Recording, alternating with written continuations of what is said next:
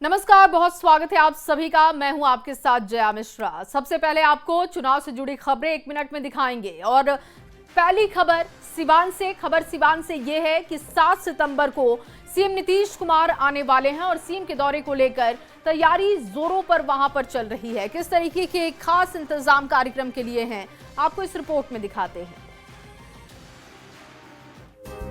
मुख्यमंत्री नीतीश कुमार 7 सितंबर को सिवान आ रहे हैं। जिले में 2 जगह सीएम का कार्यक्रम है। पचरुखी प्रखंड के नारायणपुर और पपौर पंचायत सरकार भवन में सीएम का कार्यक्रम है। सीएम इस दौरान करोड़ों की योजनाओं का शिलान्यास और उद्घाटन करेंगे। वहीं सीएम के आगमन को लेकर प्रशासन अलर्ट मोड में है। महत्वपूर्ण कार्यक्रम पचरुखी प्रखंड के पपौर पंचायत सरकार भवन पर है। यहाँ पर सीएम कार्यकर्ता और जीविका दीदियों से संवाद करेंगे। पपौर पंचायत सरकार भवन हेल्थ वेलनेस सेंटर, आंगनबाड़ी केंद्र, जल जीवन हरियाली के तहत तालाब का सौंदर्यीकरण कर रंगाई पुताई कर दिया गया है।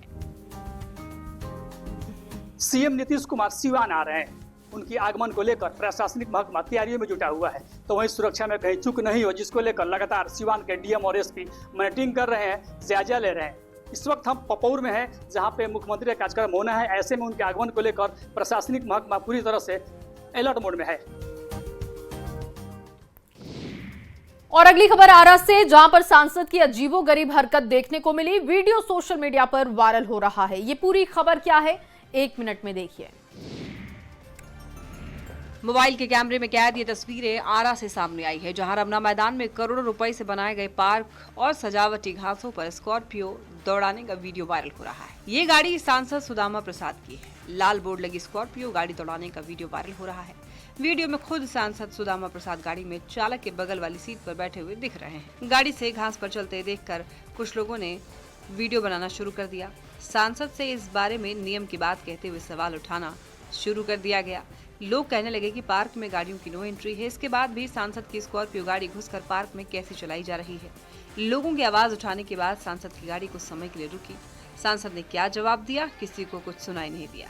इस बीच कुछ समय के बाद सांसद को लेकर गाड़ी आगे बढ़ गई। इधर लोगों में चर्चा शुरू हो गई कि पार्क में गाड़ी का घुसना और घास पर गाड़ी चलाना नियमों के खिलाफ है। तो ऐसे में सवाल ये कि नो एंट्री की जानकारी होने के बाद भी सांसद ने गाड़ी क्यों दौड़ाई।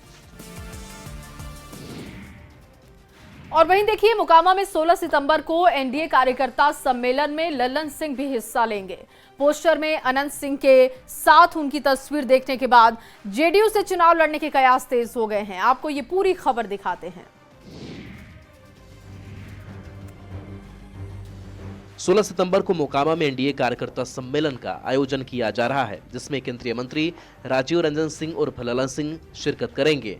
इस कार्यक्रम को लेकर पोस्टर जारी किया गया है, जिसमें मोकामा के पूर्व विधायक अनंत कुमार सिंह और सांसद ललन सिंह के साथ नजर आ रहे हैं।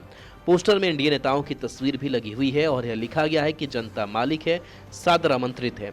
इस पोस्टर के सामने आने के बाद अब यह कयास लगाया जा रहा है कि इस बार के विधानसभा चुनाव में जेडीयू छोटे सरकार के नाम से प्रसिद्ध बाहुबली अनंत सिंह को अपना उम्मीदवार बना सकती है। कयास लगाया जा रहा है कि मोकामा से अनंत सिंह का टिकट पक्का लग रहा है। ऐसे में अब बड़ा सवाल यह उठ रहा है कि जेडीयू प्रवक्ता नीरज कुमार का अब क्या होगा। क्या वो इस बार के चुनाव में अपना किस्मत नहीं आजमाएंगे? इस बात को लेकर राजनीतिक गलियारों में भी खूब चर्चा है। अब सबकी निगाह 16 सितंबर को होने वाली एनडीए कार्यकर्ता सम्मेलन पर टिकी हुई है। और देखिए, बिहार में अगले महीने कभी भी चुनाव का ऐलान हो सकता है और ऐसे में जनता को रिझाने के लिए सियासी दल तरह तरह के हथकंडे भी अपना रहे हैं। बिहार में अगले महीने कभी भी चुनाव का ऐलान हो सकता है। इसके पहले सभी पार्टियां चुनाव की तैयारी में जी जान से जुटी हैं। वोटरों को रिझाने के लिए एक से बढ़कर एक वादे किए जा रहे हैं।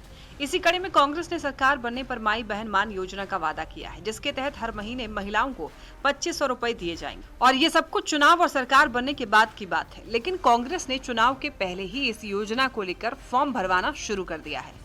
कांग्रेस ने इसको लेकर बाकायदा एक फोन नंबर भी जारी किया है और योजना का लाभ उठाने के लिए उस नंबर पर मिस्ड कॉल की अपील की जा रही है, जिस पर बड़ा सियासी बवाल खड़ा हो गया है। प्रिंट करा लिए प्रपत्र और ले जाके महिलाओं के बीच बैठ के कहते हैं कि इसको भर के दीजिए, आपको पैसा मिलेगा। जेडीयू नेता और जल संसाधन मंत्री विजय चौधरी ने इस पर बड़ा सवाल उठाया है। चुनाव से पहले वोटर को लुभाने के लिए कोई घोषणा कर सकता है, वादे कर सकता है, न कि कोई फॉर्म भरवा सकता है। और अगली खबर सासाराम अनुमंडल क्षेत्र से है, जहां पर आरजेडी सांसद सुधाकर सिंह ने शराबबंदी को लेकर बड़ा बयान दिया है। क्या है उनका बयान, क्या है ये पूरी खबर, देखते हैं रिपोर्ट के जरिए। बक्सर से आरजेडी सांसद सुधाकर सिंह ने सासाराम में शराबबंदी को लेकर बड़ा बयान दिया। उन्होंने कहा, शराबबंदी की वजह से बिहार की हालत और खराब हो गई है। कोर्ट में लाखों की स्पेंडिंग है, हजारों लोग छोटे मोटे मामले में जेल में पड़े हैं। पूरे राज्य में अवैध माफिया तंत्र का नेटवर्क खड़ा हो गया है, जिसकी वजह से फिर से शराबबंदी कानून की समीक्षा होनी चाहिए। पिछले 2-2.5 सालों से विधानसभा के भीतर भी और विधानसभा के बाहर भी मैंने कहा कि शराबबंदी से जो हालत खराब हुई इस बिहार की, हजारों लोग जहरीली शराब से मौत हुई, लाखों लोग विकलांग हो गए, कई लाख जेल में लोग हैं। सरकारी मुकदमे कोर्ट कचहरी बंद पड़े हुए हैं इस तरह के कारनामे से। इसका क्या औचित्य है? निश्चित तौर पर समीक्षा होना चाहिए। उन्होंने कहा कि युवाओं के बीच नैतिक संकट देखने को मिल रही है। ऐसे में सरकार को इस कानून को लेकर फिर से एक बार समीक्षा और पुनर्विचार करना चाहिए। यह पता करना चाहिए कि शराबबंदी कानून बिहार में कितना सफल है या फिर असफल है।